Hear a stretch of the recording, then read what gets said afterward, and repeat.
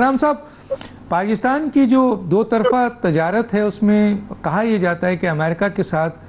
बड़ा तजारती हमारा उनसे रिलेशंस है, बहुत ज़्यादा हम एक्सपोर्ट करते हैं। मेरे पास जो आदाद शुमार हैं वो ये हैं कि 5.9 तकरीबन 2022 में पाकिस्तान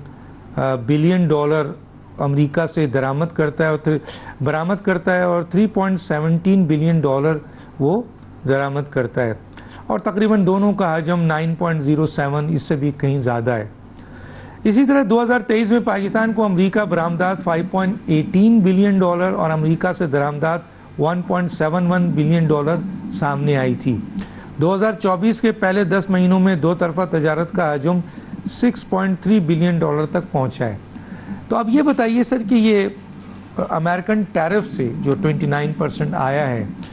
उससे पाकिस्तान की इस तजारत पर कितना असर पड़ेगा, और उसका असर हमारे जो पाकिस्तान के जो आपके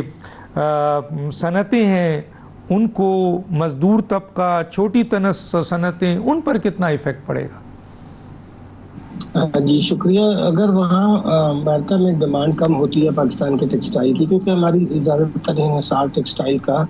वो अमेरिका और ईयू पर है, और अमेरिका पे अच्छा खासा हमारा, जैसे आपने अभी आदाद-ओ-शुमार भी बताए कि 5 बिलियन से ज़्यादा, और उसमें भी आप देखेंगे तो सिवाय टेक्सटाइल के हम कोई ख़ास और काबिल कदर चीज़ एक्सपोर्ट करते भी नहीं है वहाँ पे। तो ये यकीनी तौर पर देखना होगा कि आने वाले दिनों में क्या वहाँ डिमांड कंट्रैक्शन होती है ड्यूटीज़ की वजह से पाकिस्तान की। गो के जैसे भी दानियाल साहब ने फरमाया कि हमारा चूँकि कंपटीशन जो है वो इंडिया और बांग्लादेश के साथ है, तो उसमें निस्बतन हमें अभी एडवांटेज हासिल है। इसका ज़्यादा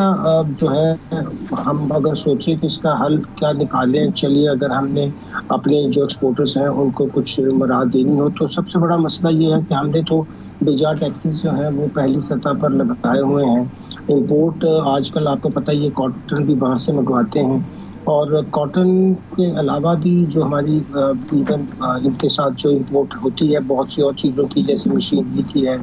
और बहुत सी चीज़ों की, तो वो भी हमारी खासी महंगी होती है। गो के बाद में जब एक्सपोर्ट हो जाता है तो फिर वो रिफंड लेने का चक्कर और काफ़ी चीज़ें उसमें रहती हैं। तो पहले सतह पर तो हुकूमत को सोचना चाहिए कि हमें अपनी जो कॉस्ट ऑफ प्रोडक्शन है उसमें जो टैक्सेस का एलिमेंट है वो तो कम से कम ख़त्म करें, कि बिला वजह उनका कैश फ्लो ख़राब करने के लिए पहले आप उनसे 18% ले लेते हैं। तो ये 18% का टैक्स फीस बहुत ज़्यादा है, क्योंकि अमेरिका में अगर आप देखें तो वहाँ पे तो जो सर्विसेज पे तो टैक्स है ही नहीं, और जो गुड्स पे भी है वो हार्डली 5-6% जो रियासतों में तकरीबन इसी सतह पे आपको मिलेगा। तो पाकिस्तान तो अपना रैशनलाइज करे, जैसे बिजली में कुछ कमी से शायद फ़ायदा हो मैन्युफैक्चरर्स को, मगर टैक्सेस के निज़ाम के अंदर जो बेजा टैक्स हमने एक्सपोर्ट्स पे लगाए हुए हैं, और अभी आपको याद होगा कि पिछले बजट में तो इनका पहले पूरे एक्सपोर्ट का 1% टैक्स होता था।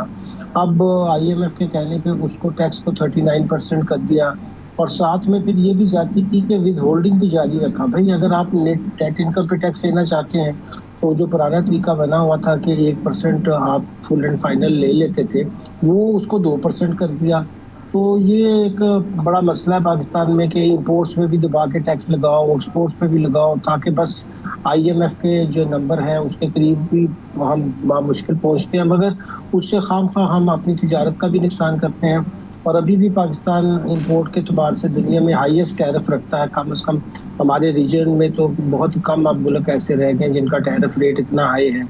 तो अगर आप अपनी इंपोर्ट्स को भी थोड़ा मुनासिब करें और एक्सपोर्ट्स के ऊपर ये बेजा टैक्सेस ख़त्म करें, तो फिर हम अभी भी ये एडवांटेज जो हमें इंडिया और बांग्लादेश के मुकाबले में है, हम अपनी वहाँ पे जो डिमांड है उसको कायम रख सकते हैं, बल्कि कुछ बढ़ा ही सकते हैं।